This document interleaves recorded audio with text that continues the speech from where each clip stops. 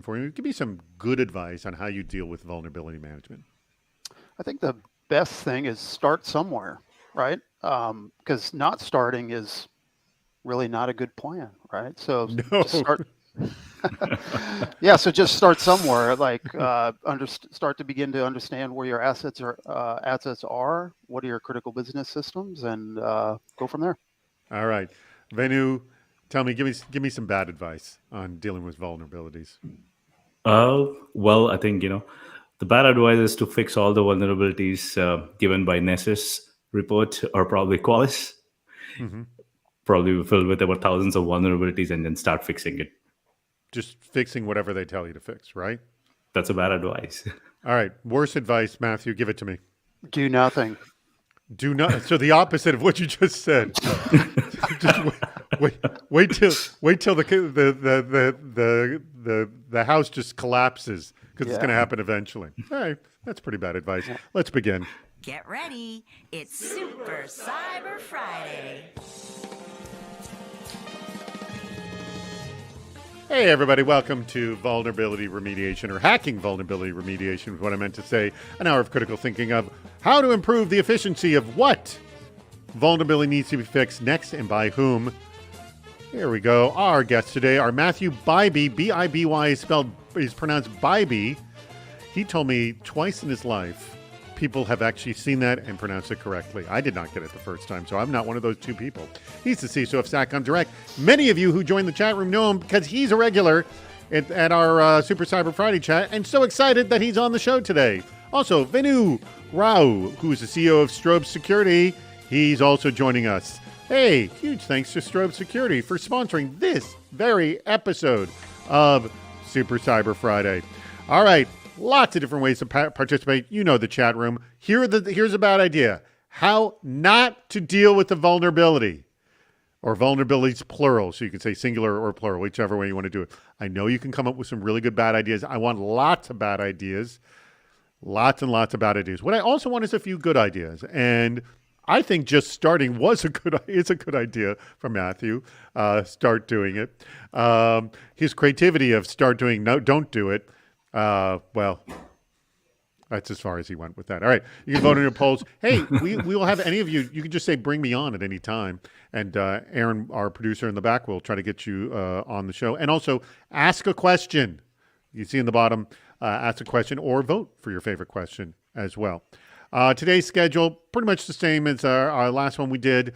Good advice, bad advice, worse advice, how not to deal with vulnerabilities, how to improve vulnerability remediation. We'll play the popular game, the public interest, always fun.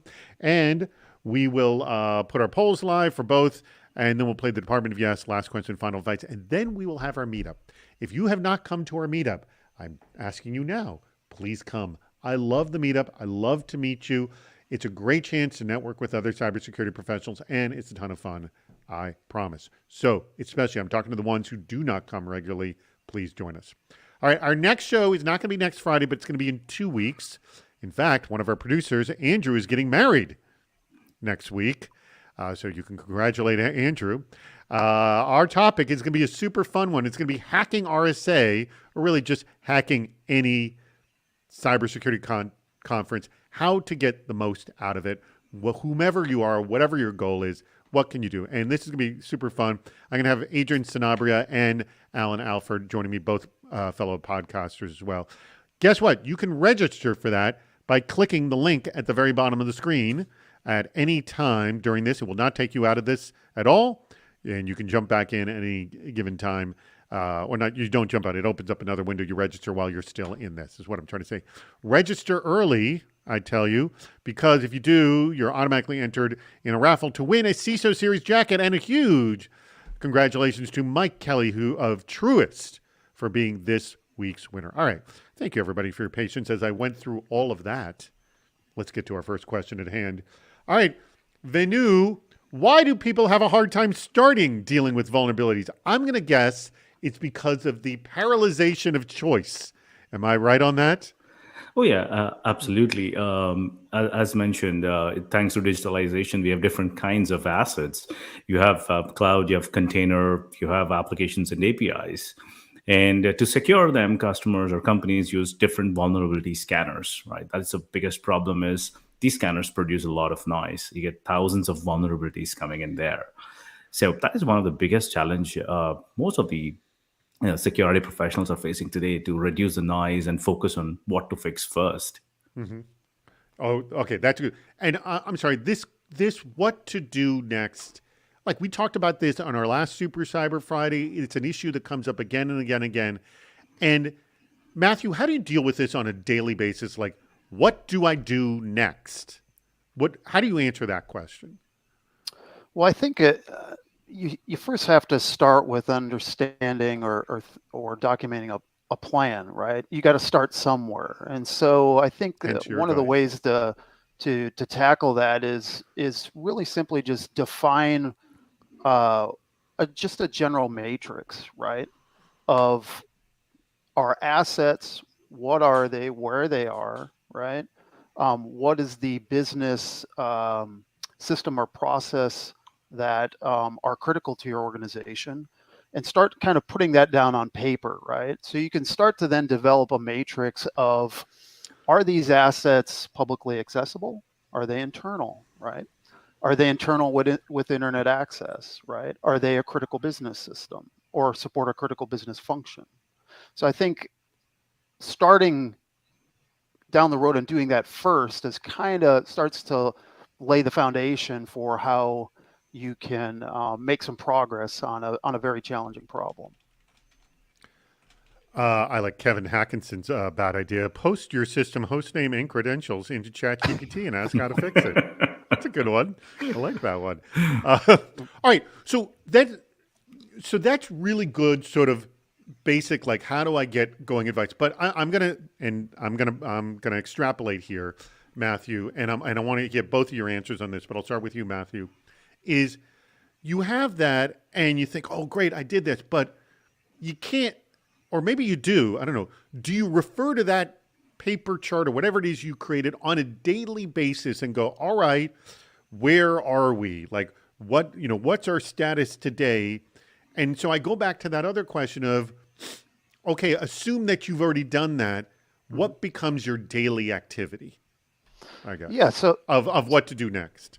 Yeah, so I think from a daily perspective, it's it's socialization of whatever that expectation is, right, to the organization and the different areas within the organization that are ultimately responsible for dealing with the challenge, right, of remediating vulnerabilities. So, like Vanu said, right, you have engineering departments, you have IT, you have infrastructure, you have networking folks.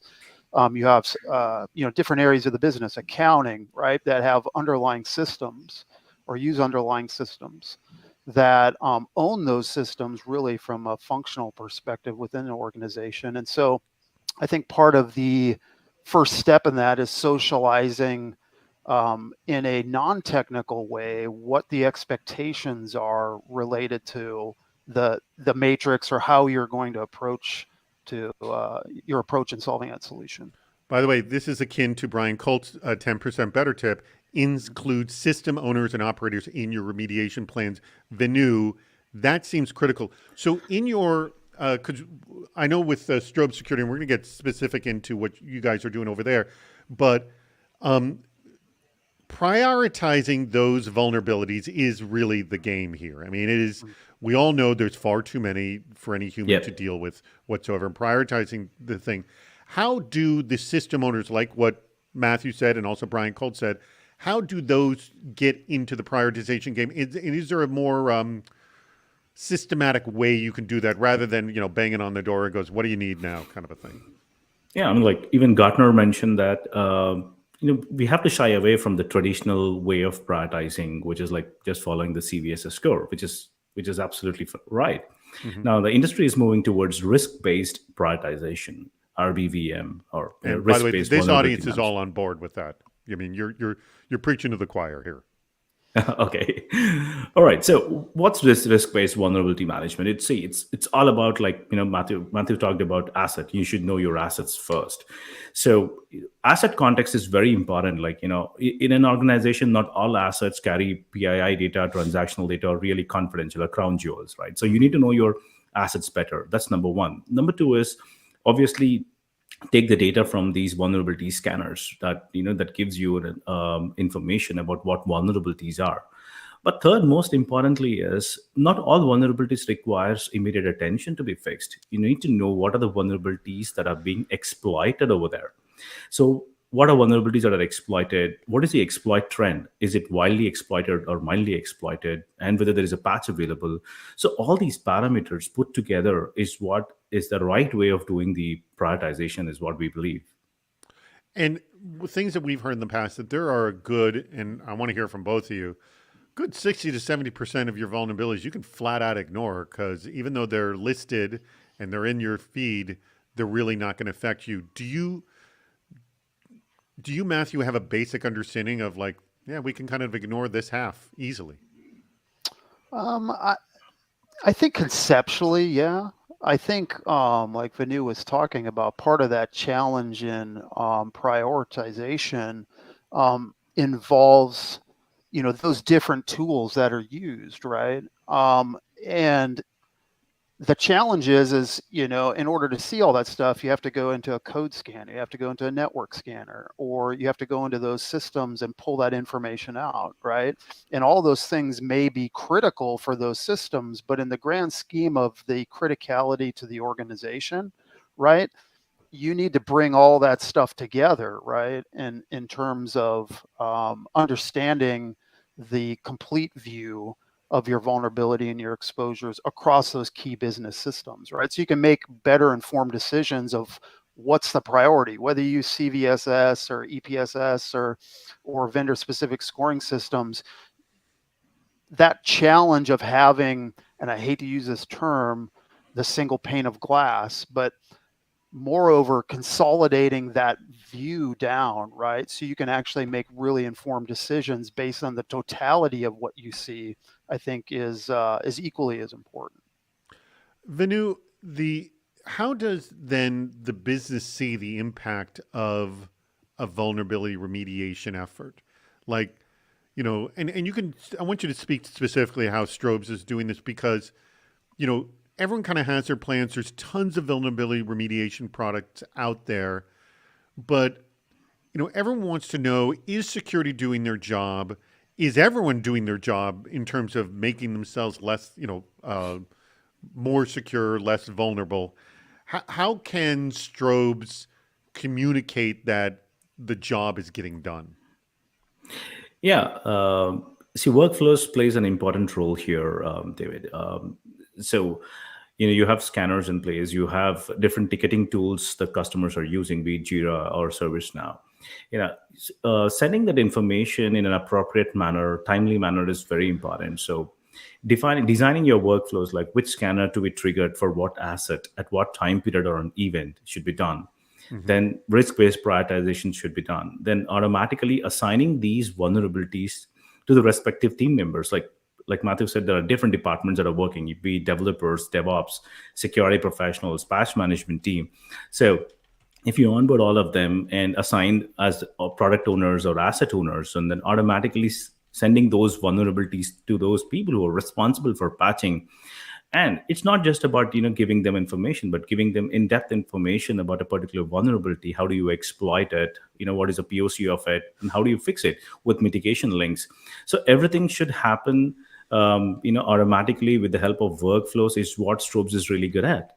And that's how we are helping a lot of customers by sending them alerts saying that, hey, the vulnerability score of these particular assets are really high. There is a mitigation steps already in place. Why don't you fix it? So there are SLA driven reports also the management could get, so that they'll clearly have a complete visibility on what vulnerabilities that are exploited on my crown jewels are still open and why not fixed.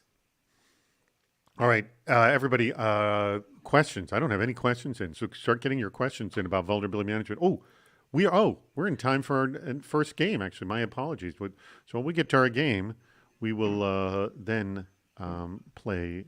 We'll get to your questions if you give them to us. Do you know what others are thinking? On the public interest. All right, everybody knows how to play this game. I hope you do. For those who are new here, you'll pretty quickly figure it out if you haven't played before. You please play along in the chat room. We want to know how you do as well. Again, and I say this all the time, it's very, very difficult to get 4 for 4 here, even though this game seems so simple. It is tough. So let's see how you do. All right. Here we go, and our guests for that matter. All right, we'll start with you, Venu and Matthew. Which gets more monthly search queries, vulnerability or the word mistake? I think mistake. What do you think, Matthew? I will take the opposite. I'll go with vulnerability. All right. Somebody's not going to go 4 for 4 here. We're going to know right away. And who's that going to be? Whoops, my mistake. I highlighted green mistake, but the answer is actually vulnerability. The correct answer is vulnerability. Why did I highlight mistake? No, A is correct. Why did that? Mistake should not be the one in green. It's my mistake, David. That's okay. That's right. All right. So, Matthew, you're 1 for 1. You're 0 for 1 right now, Venu. Here we go. Which one gets more, correct or remediate? Remediate.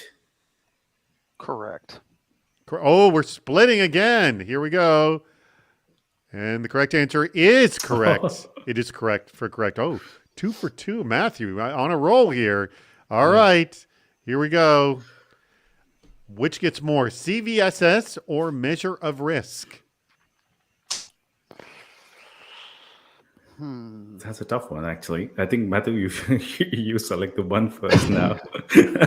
I'm on the losing side. I'm going to go against my gut, but I'll say E. CVSS. And what do you think, Venu? I think CVSS. You're going for CVSS as well? Yeah. Guess what?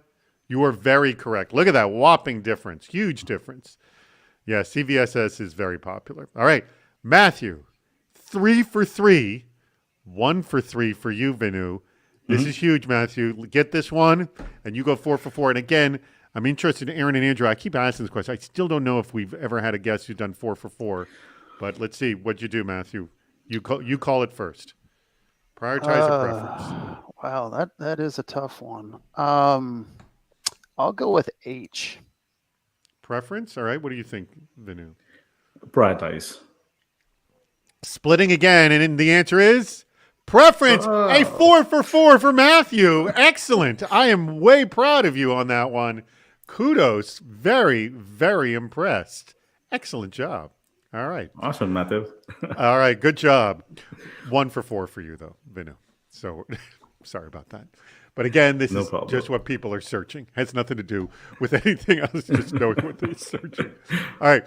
Let's. Are we at? We're almost at 10. Oh, so we just have a couple more minutes before we put up our poll for bad ideas. So get your bad ideas in and get your questions in too for that.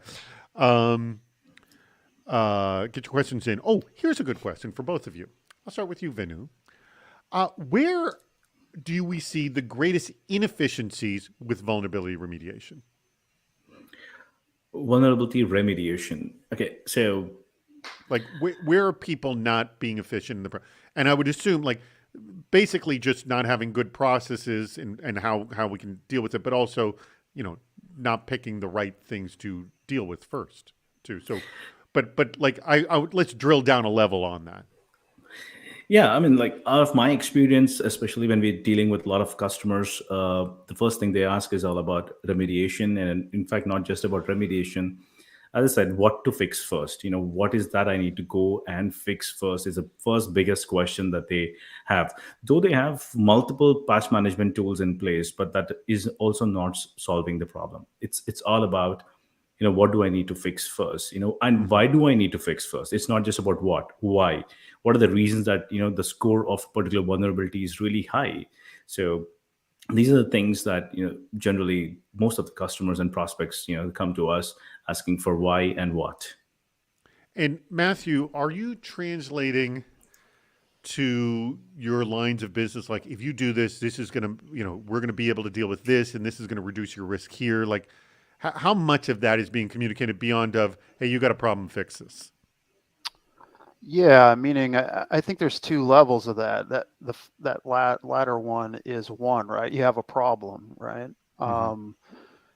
And the other one is a little bit more challenging because there's a lot of nuance to it, right? It's how you communicate that. And because everybody has a different understanding of what risk is, right? And everybody has a different risk tolerance, even within organizations. So I think that the key there is just consistent communication, right?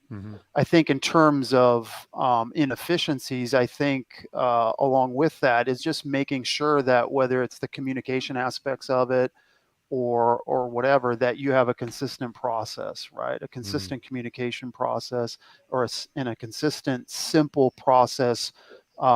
Because when you make it too complicated or try to boil the ocean, you tend to become very inefficient in what you're really trying to achieve. Okay, so we have one question's come in that's quite good. But before I get to that, I do want to mention that our poll is live, our best bad idea poll, and a lot of good bad ideas came in. So please vote on that. Vote on your favorite bad idea. Please do that now. Vote early and often. And secondly, I want to mention, if you have not clicked the link at the bottom of the screen to register for in 2 weeks for Hacking RSA, which I'm looking very much forward to. This is going to be a really fun discussion. By the way, I'll be at RSA. Will you pipe up in the chat room if you're going to be at RSA as well, which is at it's the middle to end of April. Let us know if you'll be there as well. All right, great question that just came in from Destin Sachs of World Fuel Services. What is the most effective method you have found? This is really probably for you, Matthew, because you deal with this. What is the most effective method you have found for getting remediation owners to actually take ownership of remediation? The most often response is, this is just more work for us. Or do you get that response? Let me start with that. What do you think? Yeah, I think everybody on the security side gets that response from folks. I think one of the main ways one of the most effective ways to do that is to really tie it into whatever particular business process that supports, right? Or if it's if it's something that is impacting maybe an external service to a customer, right?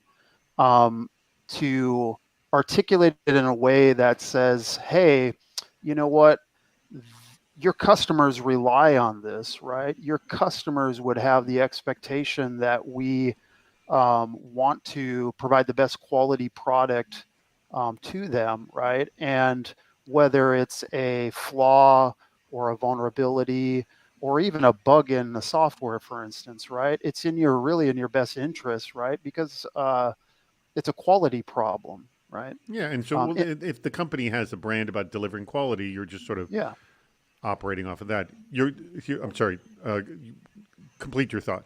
Yeah, or aside from that, availability, right? Of the business process or the service that's being provided, right? Because not addressing something could impact the availability for either that customer or the availability of that system internally to generate revenue ultimately, right?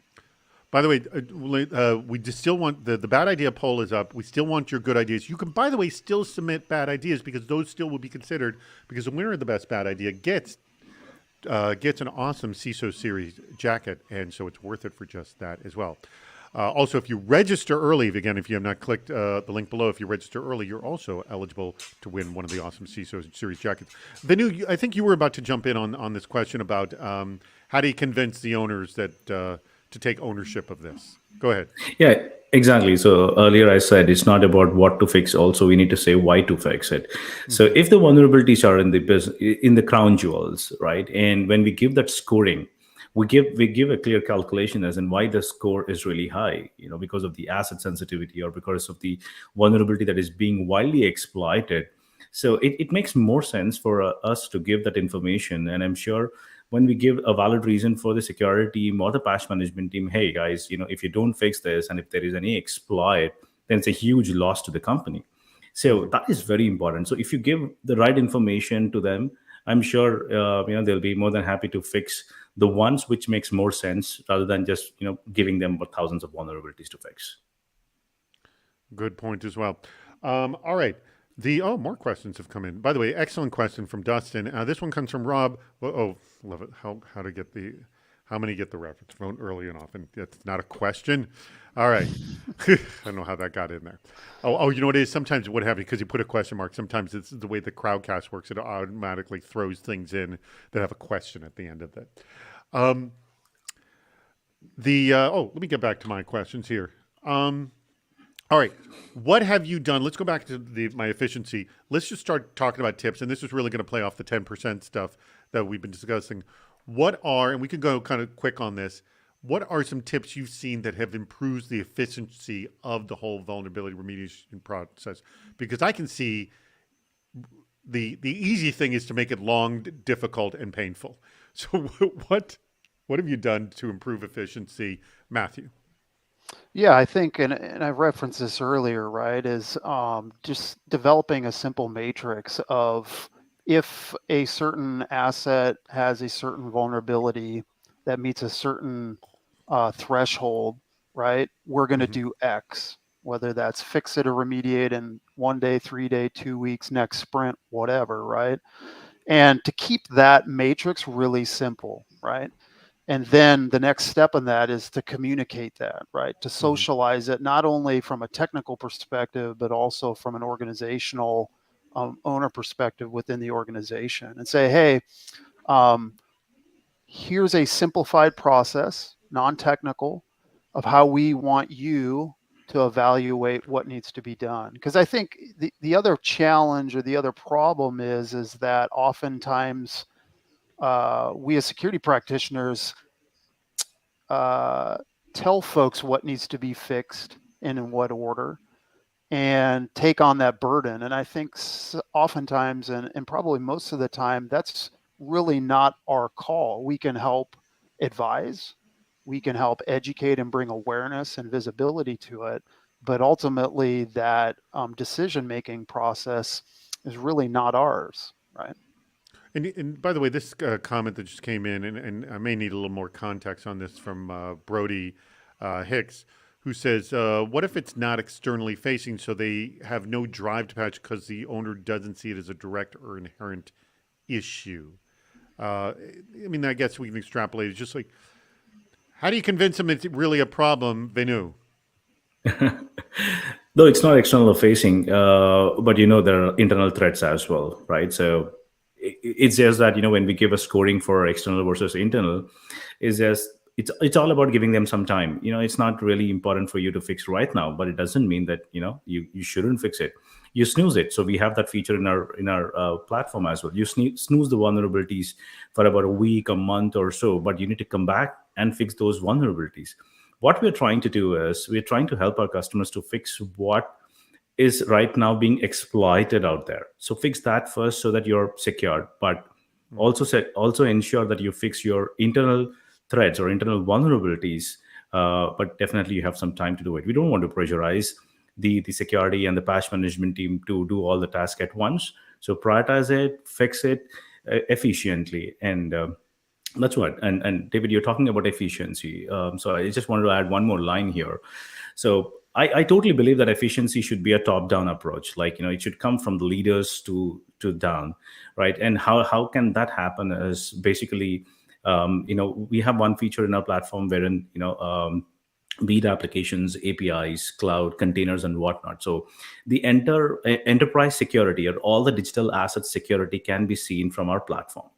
So when you know all your assets, when you know what are the vulnerabilities that are there and which assets are being impacted, then you can definitely direct your respective team members to focus on fixing those vulnerabilities. So our platform helps in ensuring that you have security risk posture or security health index for each and individual asset. And that actually helps them in making informed decisions as in where do I need to invest our resources time in fixing what kind of vulnerabilities.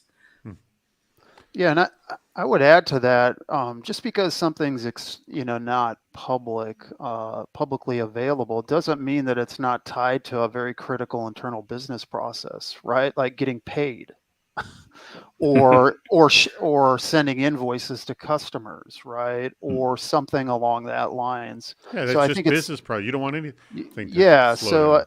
So I think coming back to the idea of understanding what those vulnerabilities or those issues are and how they relate to an internal business process and the criticality of that process or the underlying asset that supports that process, I think is one way um, to articulate that story to those types of individuals. True. Um, so another follow up from Brody Hicks, and I'm wondering if you suffer this issue. Brody asks advice on how not to abuse the vulnerability exemption process where owners see convenience and ease in just exempting a vulnerability. You kind of smile there. Is this happening? This idea of like, can I just push it down the road? I don't need to go to the dentist now. I'll just keep pushing it down. Do you run into this issue, Matthew? Yeah, I think every organization probably runs into that, and I think to Vanu's point, I think one of the ways, and it's a very challenging endeavor, is that this can't be kind of a bottom-up approach, right? In terms of communicating the and socializing this whole process and this whole program throughout the organization. You have to really have buy-in from the top, right? Mm-hmm. And set so that there's expectations that are set throughout. Again, that in and of itself won't solve that problem necessarily, but it provides a good foundation, right, of accountability and responsibility when those Do, particular exemptions are asked for. do you find divisions look at the security department as because literally your job is to constantly find problems? So your job is to constantly tell them what's wrong. And so is there this like chicken little attitude? Oh, it's like, oh God, security again. What now? Kind of an attitude. Do you get that? Yeah, I think that there's probably an element of that, but I think when you uh, speak in a way that one doesn't talk down to folks, two that you're using the language that they may be accustomed to and can understand, and three that you're always very consistent. Mm-hmm. You don't use fear, uncertainty, and doubt, right? You establish good relationships. You're predictable. You're trustworthy. Building those typical relational things, right? When somebody like myself or somebody on my team or any security practitioner goes to somebody, if you have those established relationships, right, it makes telling the individual or the division or whomever easier, right? Because you've already established that relational aspect to the or that relationship with the individual. So. All right, Venu, I have a couple of questions that's specifically directed at your company, Strobes, and asking you specific questions about that. So we'll start with Rahel Matthews' question. Does Strobes have good support when it comes to remediation if the company's security team is smaller or new to the security community? Oh yeah, absolutely. So we have engineers and security professionals in our team, helping our customers in fixing the vulnerabilities, right from application security vulnerabilities to network. So we And absolutely so, no provide. matter the size, kind of a thing. Yeah, absolutely. So we call it as VMAS, vulnerability management as a service. Okay. Ah, there you go. Yep. That's your mo. All right. So another question. This one comes from Stuart. He goes, "How does Venu's platform? So how does your program, Strobes or others? I think you could just speak for your own here. How does? Then we'll just summarize this. How does Strobes attach critical business processes to systems to force vulnerabilities attached to those critical business processes to the top of the remediation priority list? All right. So Take us basically through it. we, yeah, sure.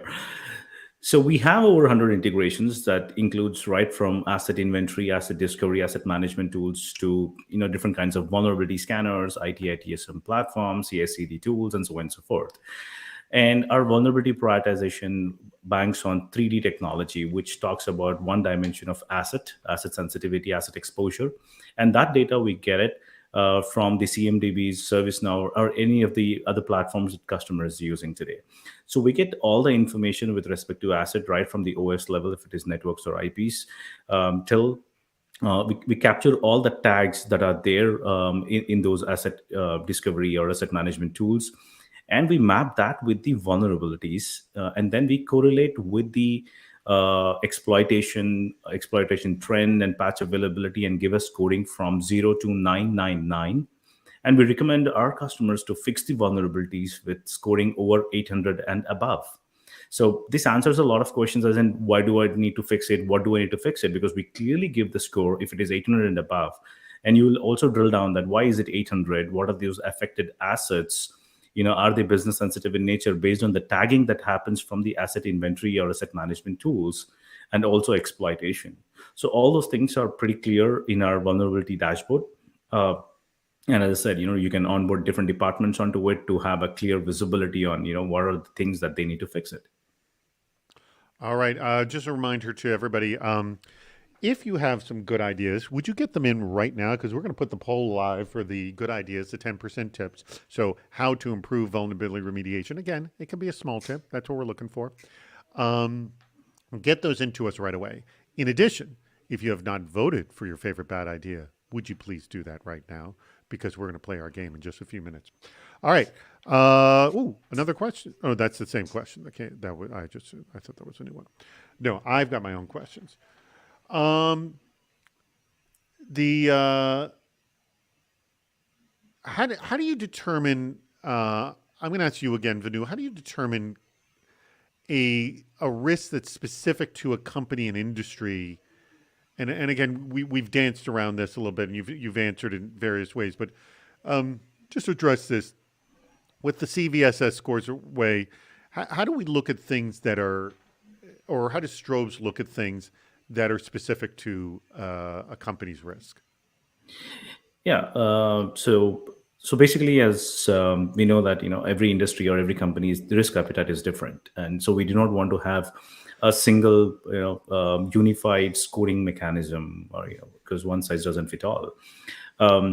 The best part of Strobe's prioritization technology is the customer can come up with their own weightages. Like, I need to give more weightage to the asset sensitivity or business and asset exposure, business sensitivity, or do I need to give more weightage to the exploitations or patch available? So we give that liberty to our customers to define their weightages on the parameters that will eventually calculate the prioritization score. So that's how we are flexible enough. Our platform is flexible. The algorithms work in that fashion based on the inputs that we get from our customers. Okay. All right. Just a couple more minutes. Let me throw that same question to you, Matthew. How do you deal with it? Specific company specific, and again, I know that you answered it about like having the things and how does it attach to it. But like, give me another layer down. How are you dealing with this? Can you repeat the question again? I'm sorry. Yeah. So I mean, you did answer this before in the respect of take a look at what my asset environment is, what's attaching to this and stuff. But let's go down a layer deeper. Like, where are we actually seeing these things, and specific to your company, and then also maybe the next level of specific to the industry. Like, we have not yet seen it, but I know that everybody in our communications industry is dealing with this very issue. Just because, like the ISACA group or whomever is alerting us to it. Like, how do you deal with those two levels, I guess? Yeah, so I think I think a couple things.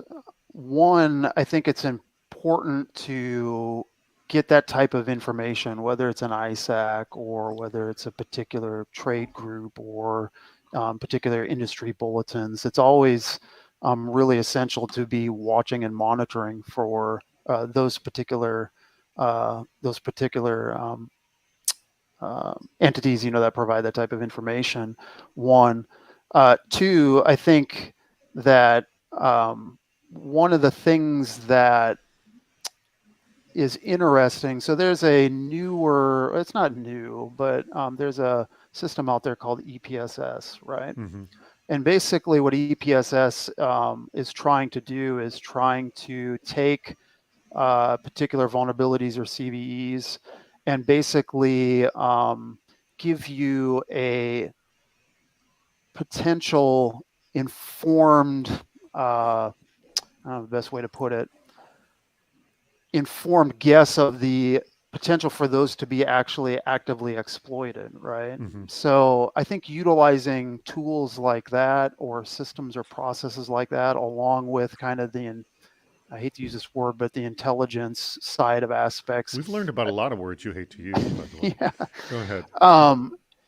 is another way to help inform you as an industry or you as an organization, right? The potential of a vulnerability impacting you in a negative way. I'm not sure if that answers the question, but It's good enough. We're going to our next game.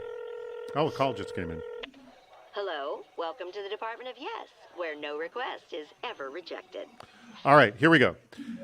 We have a lot of bad ideas, and I actually may throw three at you, just because one of them is a runaway hit, but we've heard variations of it. But I can't ignore it. It comes from Dustin Sachs. You both know how this game is played. Again, you can't be facetious. You got to tell me why you want to do this. So I'm going to start with you, Matthew, because you've seen this one the most.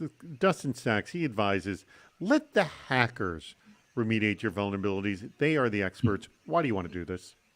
absolutely. I mean, why would you not want to do that? They're on the forefront of exploitation, right? And so not only will you be on the bleeding edge of vulnerability management, but at the same time, you will also benefit from it.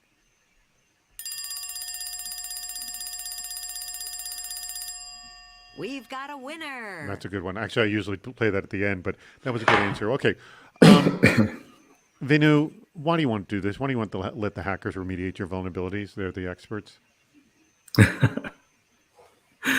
Definitely, I second what Matthew said. They're the experts. I need a better answer than that. Come on, I can't just say ditto. You can't say ditto. Give it to me because they're. Come on, work with me, Vinu. Sure. Why do you want to do this? Yeah, I'm hackers are the guys who know what are the loopholes. They know how to exploit it, so probably they know how to fix it as well. So better give them. There you go. That's the obvious way to go. Okay, so now a little bit more difficult ones. I do want to. Dustin Sachs also had another good one here. If you don't scan for vulnerabilities, you have nothing you need to fix. Which that is some awesome logic for you. Yeah, that's spot on. This one came in from Sumchai Yao. I hope I'm pronouncing your name correctly. I'll start with you on this one, Vinu. Embrace the phrase false positive and go back to bed. Why do we want to jump on board with that? Well, I'm false positives is definitely a challenge. So it's not that every vulnerability that you need to look at from that lens as such. There are definitely false positives, especially if you take at the application security level. If you run code scans, you'll find tons of false positives. But how you address it is what makes the most. In our platform, what we do is based on. So let me remind you, the goal was here to embrace the false positive, not to actually address it. Just embrace it. Okay. I'm so involved in fixing and remediating. Yeah, I know. Your head is in the right place. Get it in the wrong place. All right, I'm taking this to Matthew. Why do you want to embrace the phrase false positive and go back to bed? Well, it not only does it remove the problem, right? Somebody had mentioned ignorance is bliss. It allows you to focus on other security problems. They focus on other security problems. I like that. Very good. All right, I'm going to throw this other one because this was Kevin Hackinson's, which was great. All right, Vinu, I'm going to let you redeem yourself here. Post your system host name and credentials into ChatGPT to ask how to fix it. Why do you want to do this? Oh yeah, that's the best way to do it actually right now, because ChatGPT knows everything about us, and I'm sure they're going to help us in fixing it. So ChatGPT, yay, they can do it. All right. And what do you think? Feed this all to ChatGPT, Matthew. By the way, I'm sorry, I'm going to correct for you, Vanu. Yes, ChatGPT, Matthew. Yeah, absolutely. I mean, where are you going to get that level of intelligence, right, on the It's planet? it's collecting intelligence from around the world, Hmm. around the internet, and it's digesting it for you too, Yeah, it as knows well. more than me. Exactly. It, Very good. All right. Good job, everyone. By the way, I want to remind everybody now, guess what else? Another poll is up, our 10% better poll. In fact, you can take the bad idea poll down. And let's just take a look at the 10% better poll. Um, uh, Include your system owners and operators in your remediation plans, which I had mentioned earlier. I'm trying to remember that was Brian Colt who said that. Yes, that was Brian. That's great. And we've been talking about that a lot on the show. Um, use a tiered. By the way, speak up if this is you. Use a tiered approach and address the most critical vulnerabilities first. This is essentially the mantra of the whole thing, right? Hmm. Venu, that's what you want to do, right? yeah. I mean, this is what this whole episode is about. Start with that. Yes. Um, I like this tip here. Track time to remediation on key vulnerabilities and reward the team based on it. Matthew, have you Wow. ever done that or heard of anyone who's rewarded on vulnerability remediations?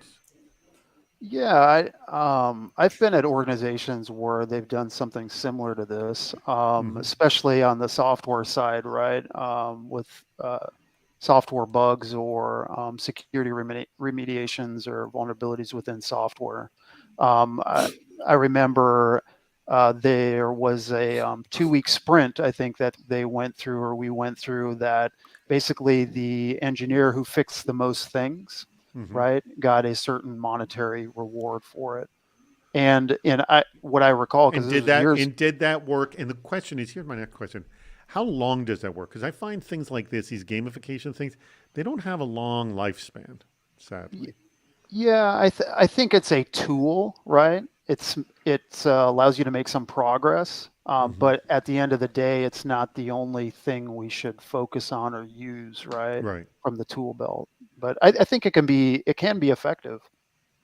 All right. Good thing. Anyways, great tips from everybody, and a lot Yeah. of good tips too. Again, the bad ideas always though surpass the good ideas, as I've noticed here on this show many times. Um,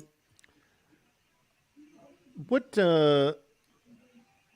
How can we be better, Venu, on vulnerability maturity? And when we say maturity, are we saying that the vulnerability is getting too old, and we should have gotten it when it was younger? So vulnerability management maturity is more about the process, David. Like, So how do we maturing your vulnerability process, maturing. exactly I got it. maturing the vulnerability management process. So we definitely work on that, because that is what is really required today. More than tools and technology, it's all about the process that how do you improve the maturity. So be it using of workflows, triggering of scans automatically, that is something helps. Integrations with different IT ITSM platforms, that helps in communication much faster. Integrations with Slack or Microsoft Teams, wherein you get a snapshot of all the high risk vulnerabilities to the probably product owners at a given point of time. So all these things make the entire maturity or the process more efficient, and we believe that vulnerability management will go to next level if all these tools and technologies attached to a particular process and helping different departments to have complete visibility on what's happening around security, and the respective stakeholders can do the fixing job. So this is what we believe, like, it helps in improving the maturity of the vulnerability management process. Very good. What haven't we? Because we discuss this issue a lot. What is big missing in this discussion, Matthew? You think that we haven't addressed? I think one of the things that's missing is the the companies that are developing software that are developing services that we're consuming, I think we need to, or they need to, as a group, start to think about vulnerabilities maybe in a different way, right? In terms of how they build their architecture, right? To make things more simple, to make things more contained, right? Because one of the benefits of cloud, right, is in SaaS solutions is that as a consumer, as a customer, I don't need to worry about the back end of that infrastructure, right? I don't have to worry about the latest vulnerability that that CISA came out with or that the vendor came out with. Um, that's already applied, right? In that environment, I get the benefit of that, right? So something very similar to that as technologists, I think we need to start looking at how can we roll out fixes, regardless or irregardless of whether they're security fixes, in a simple, quick, and more efficient manner, right? Self-updating agents or self-updating code. By the way, I like Larry Rosen's comment here. I just end all my recommendations the same every time.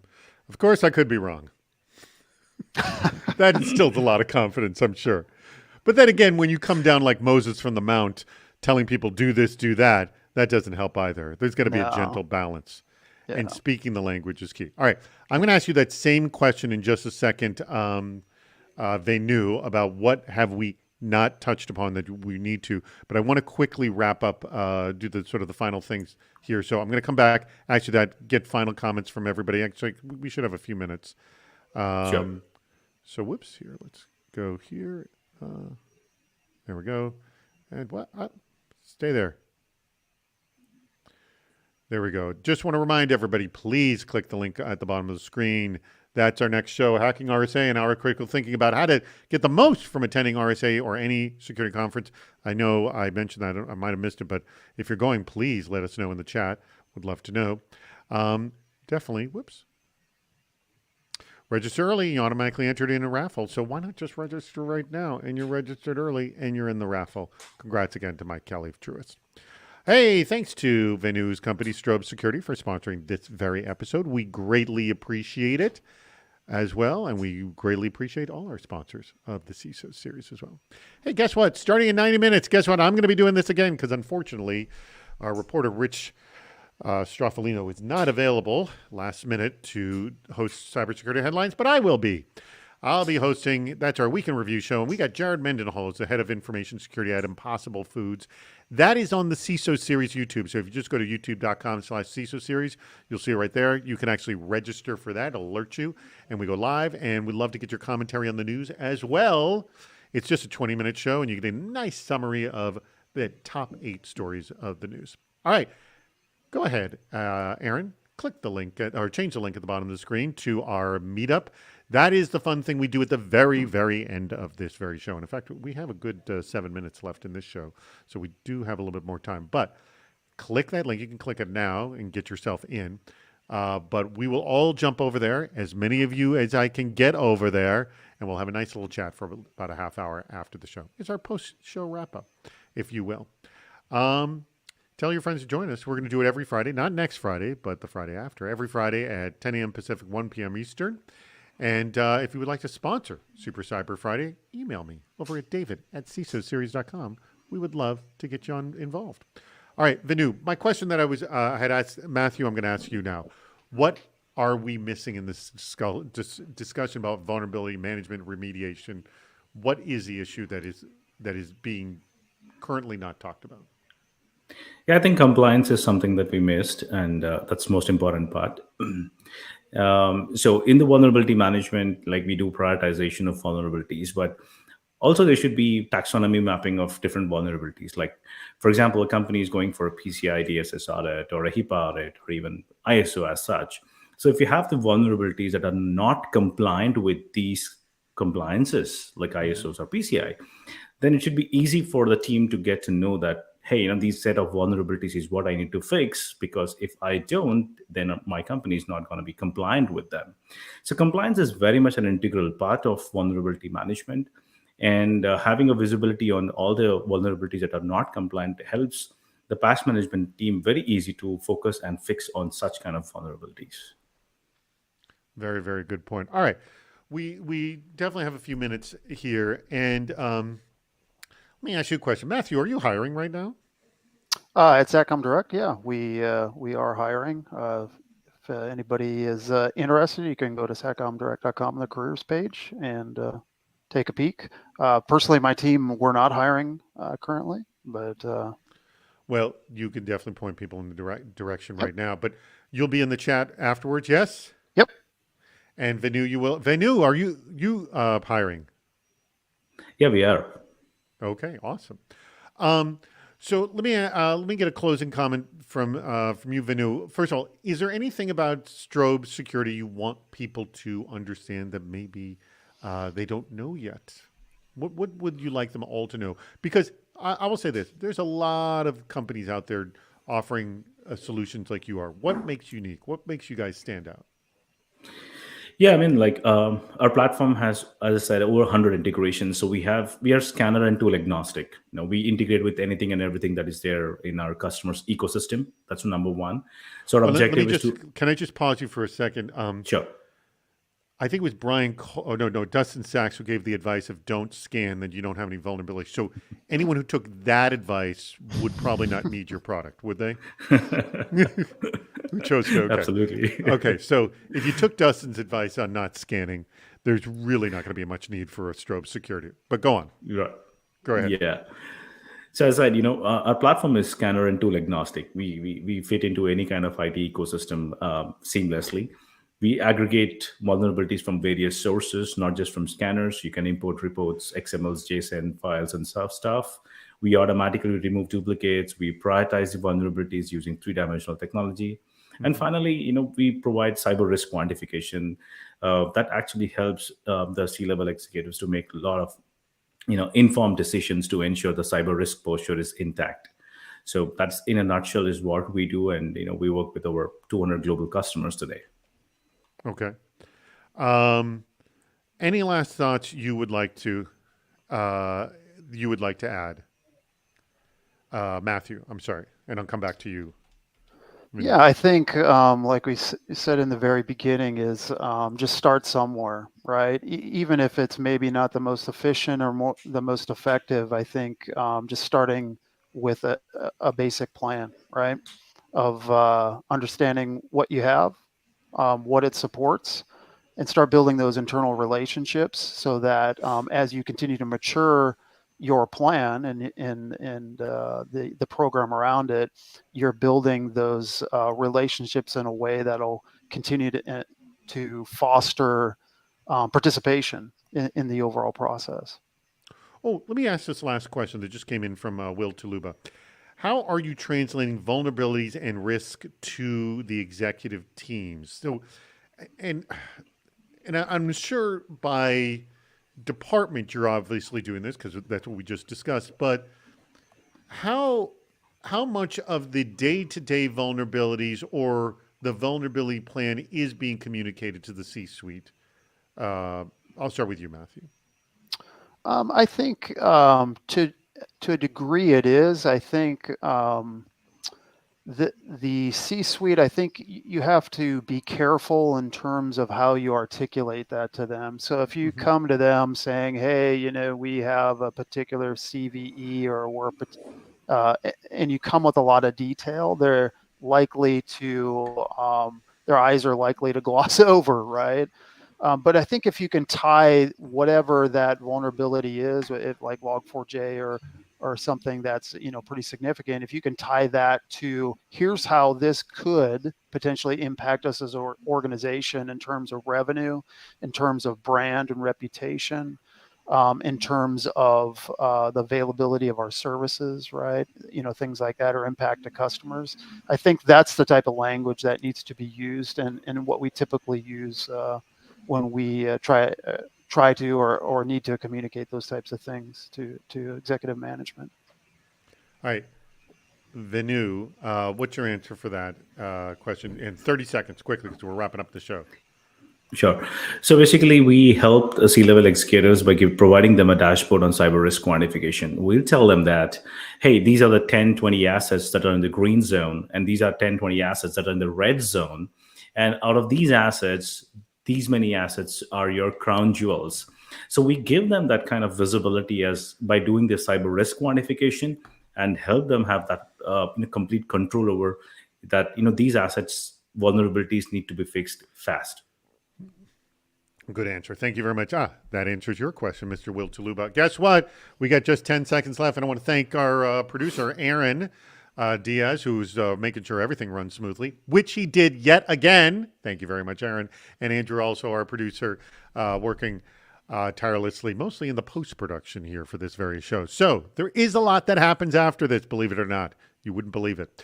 Anyways, thank you, everybody. Please click the link at the bottom of the screen. Join us in the meetup. We're looking forward to seeing you there. Come join us. Both Vinu and Matthew will be there as well. Bye. Take us out.